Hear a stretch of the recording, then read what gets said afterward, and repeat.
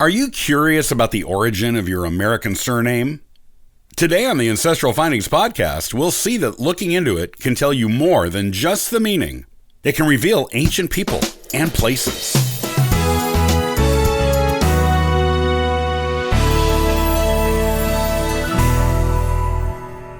The development of surnames occurred in the Middle Ages in most of the world.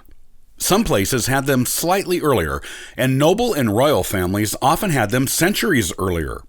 Even in ancient times, people were often known by a first name and then with some other designating name to distinguish them from other people in the community.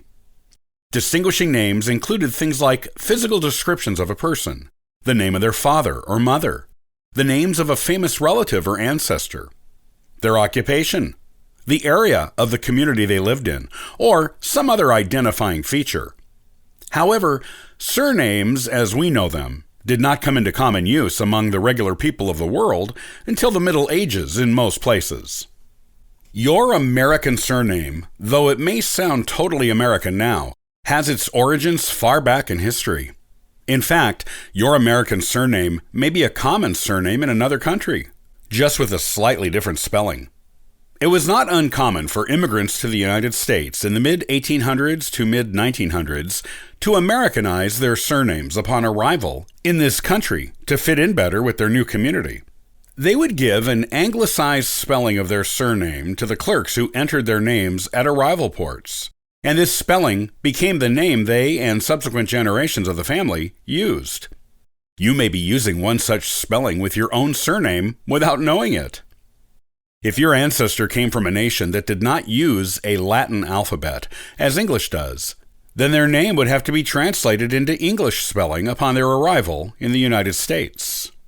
If they wanted to make their name sound more American, they might adjust the new Latin spelling of their name at the port of entry, usually with the help of translators.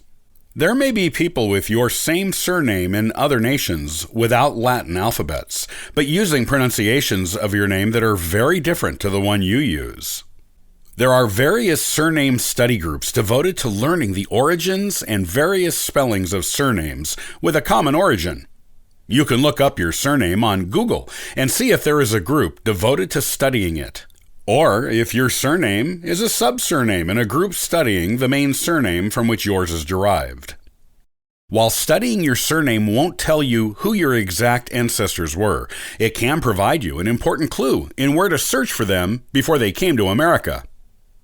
Looking at the endings of surnames in America, regardless of their spelling, will often give you a clue as to where the name, and thus, your ancestors originated. Some examples include the following.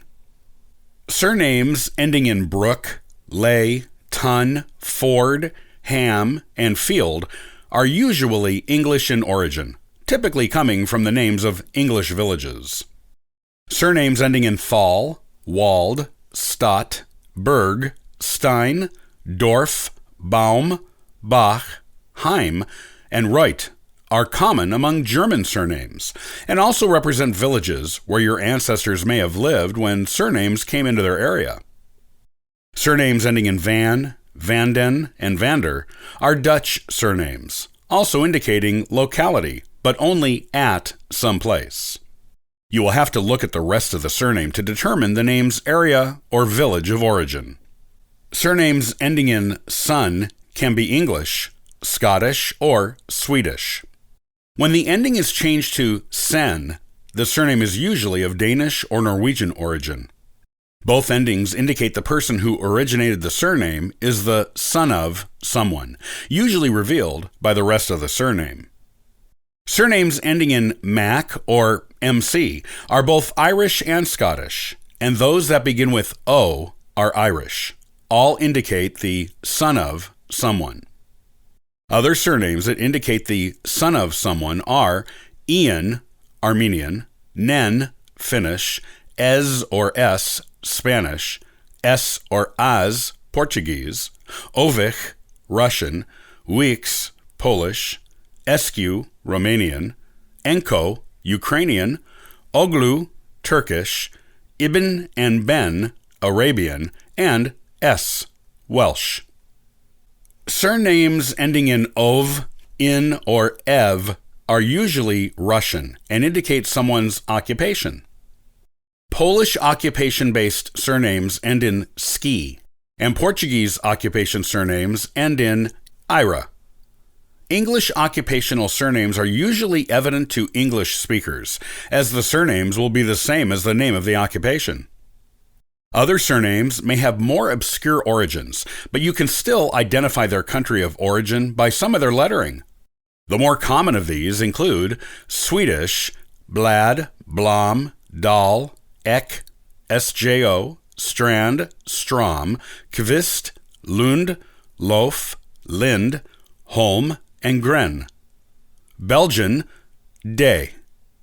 French, La, Le, Du, Iu, El, Iau, On, and Ot.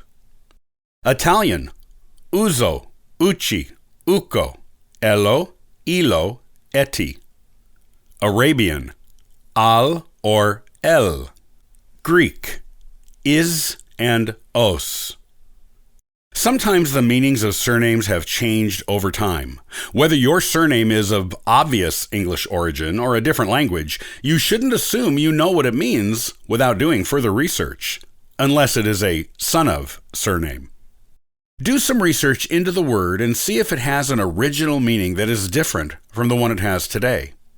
If it used to mean something different, this will tell you a lot about your ancient paternal ancestors and who they were when they adopted the surname. The best way to begin looking for the origin of your American surname is to trace your paternal genealogy back to the original immigrant ancestor.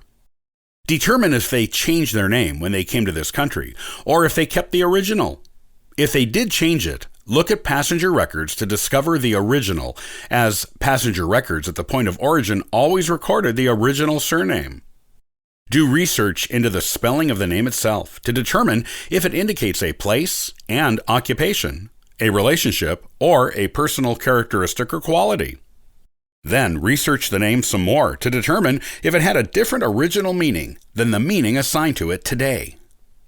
Learning the origin of your American surname is a fascinating genealogical project that can tell you a lot about the first among your paternal ancestors to use surnames. You can also supply surname research to other surnames in your family tree to find out about the earliest of your ancestors on those lines of your family. By learning the origin of the name and the people who first used it, you may be able to locate records that will either lead you forward in time to your present family or backward in time to those original ancestors. Having the documentation to back up the origin of a surname is a genealogical triumph, and one which should be a goal of every genealogist.